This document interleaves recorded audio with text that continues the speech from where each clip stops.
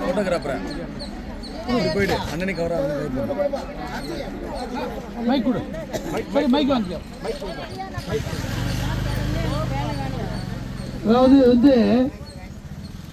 100 நாள் வேலை திட்டத்தில் கொஞ்சம் எல்லாம் கவனமா கேளுங்க. இப்ப 100 நாள் வேலை திட்டத்தில் 2026 இப்ப நம்ம இருக்கோம். 2019 நாடாளுமன்ற தேர்தலில் இன்னைக்கு ஆட்சியில் இருக்க திராவிட முன்னேற்ற கழகம் என்ன சொன்னாங்கன்னா 100 நாள் வேலை பிஜேபி அரசு 100 நாள் வேலையை நிறுத்திடுவாங்க, மூடிடுவாங்க சொன்னாங்க. 7 வருஷம் ஆச்சு.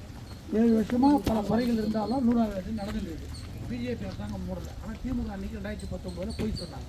2021 ஆட்சிக்கு வந்திருக்காங்க திமுக. இப்போ 5 வருஷம் அவங்க தான் ஆட்சியில் இருக்காங்க.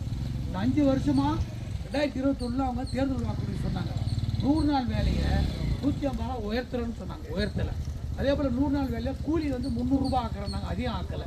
அதே போல் 100 நாள் வேலையை பேரூராட்சிகளும் விரிவுபடுத்துகிறோம். கிராமத்தில் மட்டும் இருக்குது, பேரூராட்சிகளையும் நாங்கள் அதை கொண்டு வர போகிறாங்க, அதையும் செய்யலை.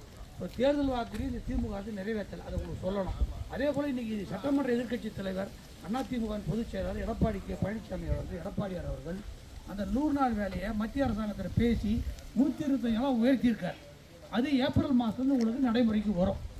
இப்போ வர்ற ஏப்ரல்லேருந்து வருஷத்துக்கு 100 நாள் 125 ஆகும்.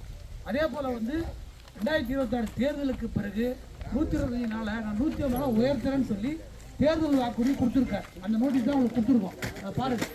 100 நாள் 150 உயர்த்துறது எடப்பாடியார் இப்போ தேர்தல் வாக்குறுதி சொல்லியிருக்காரு. ஆட்சி மாற்றம் 2026 வரணும். வந்த பிறகு உங்களுக்கு தேர்தல் வாக்குறுதி நிறைவேறும்.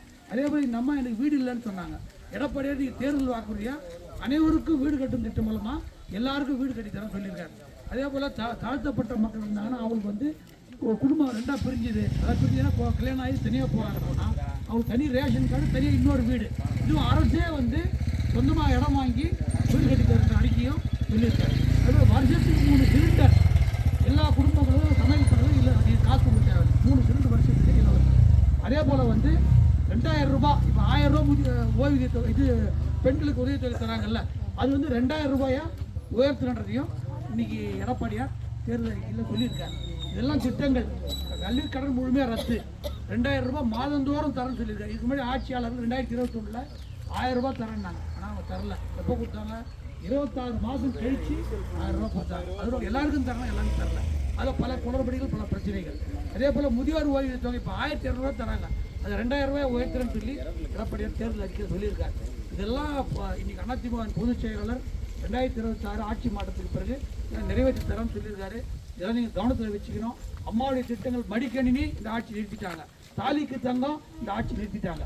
அதே போல் இந்த ஆட்சியில் எங்கே பார்த்தாலும் சட்டம் ஒழுங்கு சீர்கேடு, கஞ்சா, கொலை, கொள்ளை, பல பிரச்சனைகள் இருக்குது. இதெல்லாம் நீங்கள் கவனமாக எடுத்துக்கொண்டு 2026 தேர்தலில் ஆட்சி மாற்றத்துக்கு வழிவகுக்கணும். இந்த 5 வருஷத்தில் இந்த ஆட்சியில் மக்களுக்கு எந்த பணியும் நடைபெறலை.